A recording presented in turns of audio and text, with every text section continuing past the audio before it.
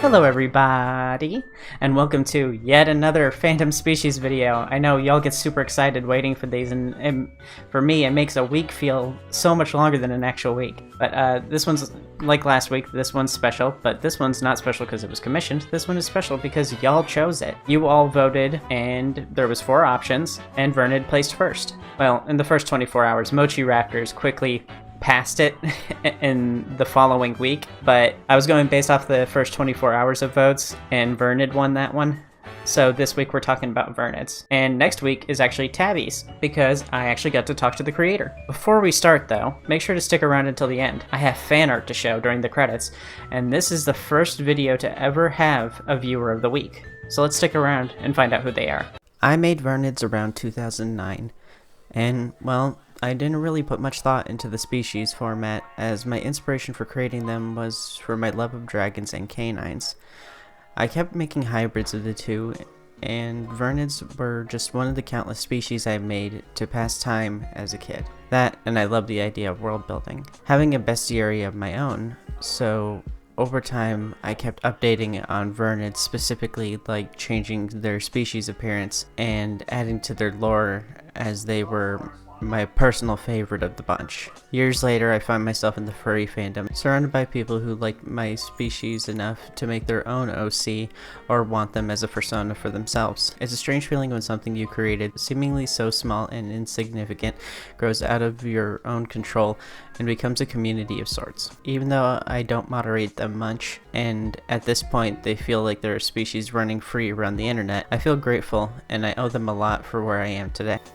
I'm just a little guy with a species that's out of control.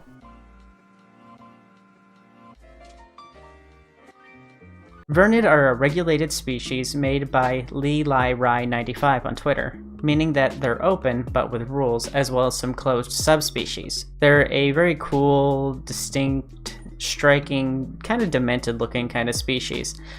I haven't really seen anything that really looks like them. It's definitely not 2 animals mashed together. I can see why you all wanted me to cover them. They're really cool. But this looks like it's going to be a quick one, because as I looked around, I'm not seeing a lore page. So here we go. This is all the new information from the latest design guide that was recently released in, I think it was May 30th. So this is all the newest information. And there's a link to that design guide in the description if you want to see the whole thing yourself. Content warning on that stuff though, there is some NSFW artwork in that guide. So just a warning, don't click it if you're under 18. Vernid are a hypercarnivorous species that are classified as reptiles despite being somewhere between mammalian and reptilian. They're fully furred with some exceptions and have live births and engage in standard mammalian breeding. They bone. They bone. The babies are super adorable. Look at their huge eyes and their tiny little heads. Just want to squish it. Other than that, female Vernid don't have breasts and are much taller than their male counterparts. The main way of distinguishing Vernid is their name and female height, and also female Vernid have a patch of hair missing from the base of the spine. The males have a mane that goes all the way down the back and to the tail. Anyway, how do we get to that point? What takes us to the bone zone? Well, Vernids find a few traits more attractive than others, such as long or big ears, and the more draconic or reptilian their features are, the more attractive they're considered. This is in part due to their worship of draconic gods. Like dragons, they're also distracted by shiny objects. Vernid typically live in tropical forests and build many interconnected tree houses. Think Ewoks, or cat trees. Like cats, they're also afraid of water, but instead of cleaning themselves with their tongues, they take sand baths like some rodents do. Like chinchilla. That's essentially it for the lore. The bulk of their info is in their design guide.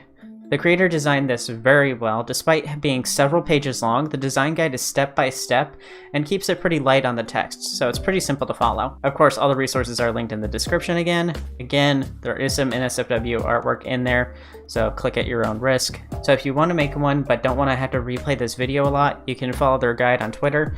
If you don't want to click the NSFW link to create the character, you can just watch this video because I'm going to be going over it. We're going to be using the new info because it's the most up-to-date. I haven't seen anyone talk about the updates, and I guess that's my thing. We should just call this Furry Patch Notes with Sera. Step 1.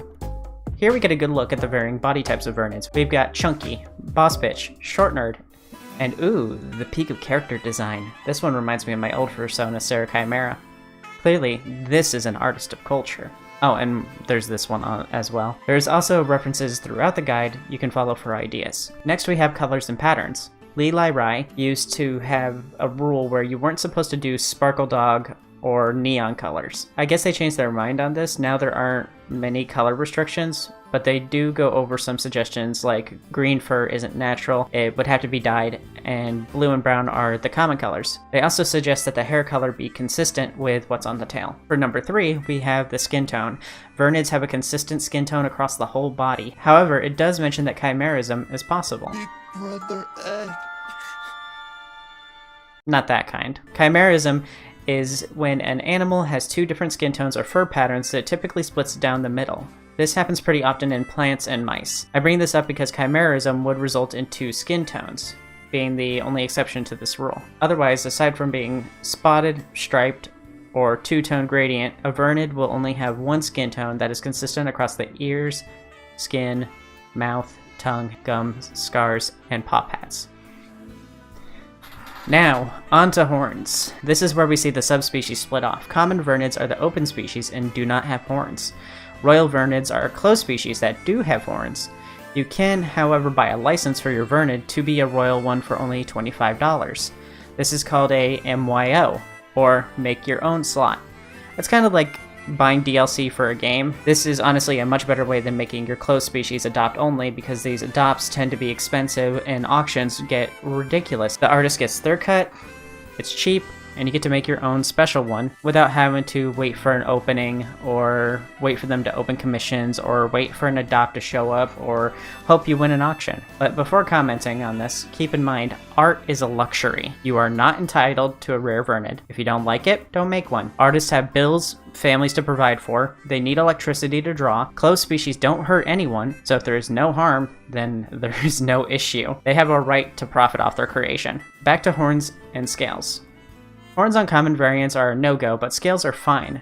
There's a handy guide you can see that shows where scales grow and where spikes do. If you have a rare Vernid, your horns have to look like this.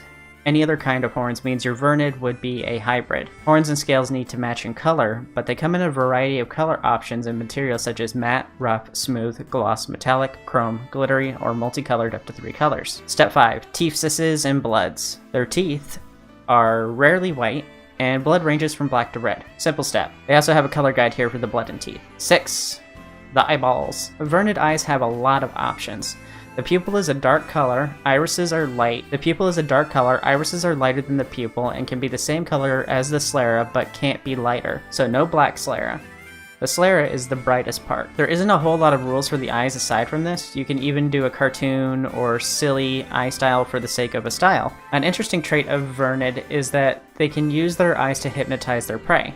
This is one of the traits that has led to the stigmatization of the species. During hypnosis, their pupils stay the same size, but the iris and sclera alternate colors to cause this hypnotic effect. Step 7. Acid! Wait, acid? Is that right? Give me a second, I gotta check the paperwork here. Step 6, step 7. Yeah, acid. Yeah, okay. I guess they shoot acid. Vernids are capable of projectile vomiting acid in a jet at their target. While shooting their goo, it causes their flesh to glow from underneath with a radioactive kind of glow. This glow serves as a warning, like a cocked gun. Come on, stop, get back. Come on. It quickly corrodes non-Vernid targets in metal, but isn't very effective against scales. You have a choice of one of these 4 colors, and that's the final step in creation. There's a bit more in the paperwork on things like their downstairs hookup. I won't be going into detail about this section because I like making videos and I don't want my channel to be banned. Other than that, Vernid come in a wide range of looks. So that's it. That was a short one, right? Light work for me this week, I guess. Tell me what you think about Vernid in the comments. If you have one, tell us about them. And if you make one, make sure to share it with me on Twitter by adding me at SeraProto. Awesome stuff, y'all. It's been a great past couple of weeks. I'm so happy to have you all here.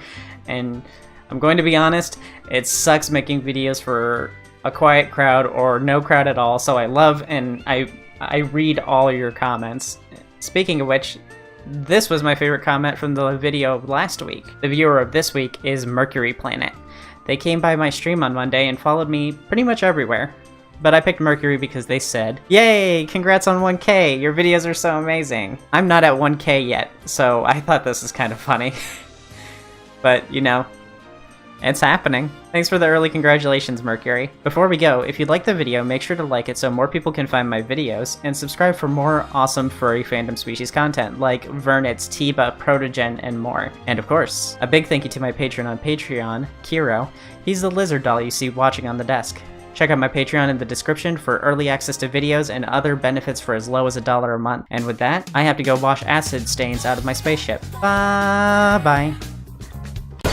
Damn it! I told you to stay off the mantle!